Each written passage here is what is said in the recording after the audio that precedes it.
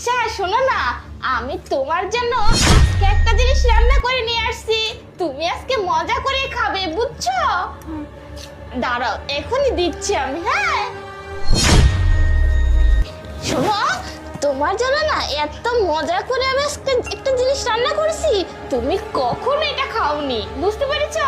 এখন তোমাকে দিচ্ছি, দাঁড়াও সারপ্রাইজ। এই তো দেখেছো ভাইয়া, তোমার জন্য আজকে আমি স্যুপ রান্না করেছি। এটা কিন্তু অনেক দামি একটা স্যুপ, বুঝতে পেরেছো? তুমি খাইলেই বুঝতে পারবে কত মজা হয়েছে। শোনা ভাইয়া, খেয়ে নাও খেয়ে নাও খেয়ে নাও। থাক থাক ভাইয়া, শোন না বলছি, সন্তান হবে। এই শোন না, তুই কি বলছিস? আমি না জুসের মধ্যে জিনিসটা মেরে দিয়েছি, দেখতে পাচ্ছি নাকি? মেরে দিয়েছিস? হ্যাঁ, কাজ হয়ে গেছে। এখন আগে ও স্যুপটা খাবে, তারপর জুসটা খাবে, তারপর তো আমাদের কাজটা হয়ে যাবে। তুই আরে কি হয়েছে নয়ন? আরে আমাদের এতদিনের স্বপ্ন পূরণ হতে যাচ্ছে। এই এই ভাইয়া শোনো, শোন বোন, দেখ এটা ঠিক হবে না তো, ছোট একটা মানুষ, ওর সাথে এমন করাটা উচিত হবে কি? আরে কি বলতেছিস? হ্যাঁ, এখন দেখতে পাচ্ছি পার্টি খাচ্ছিস। আরে বাবা, ওকে শত সয় সম্পত্তি, টাকা পয়সা সব কিছু দিয়ে দে।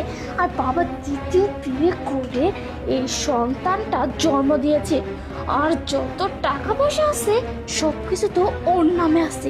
শোন ভাই, ও মরে গেলে কিন্তু টাকা পয়সা বাড়ি গাড়ি সব কিছু আমাদের হবে, তুই বুঝতে পারিস না?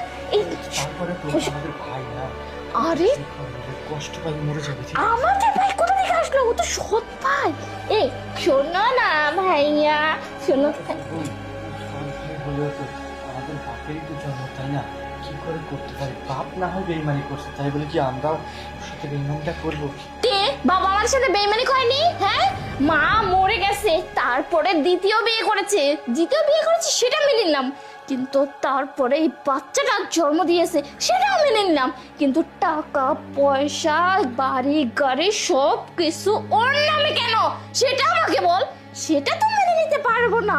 আর ভাই, তুই আমার ভাই, আর তুই এই সয় সম্পত্তির টাকা পয়সা সব কিছুর মালিক হবি। আর আর তুই এটা কি বলতেছিস? শোন ভাই, এই নে তোর জন্য আমি জুস। আরে দাঁড়াও, কি খাওয়াচ্ছো? বাবা, তুমি তুমি আরে বাবা, কি ওই যে সুপার জুস খাস? হ্যাঁ, এই যে দেখো না, ওর জন্য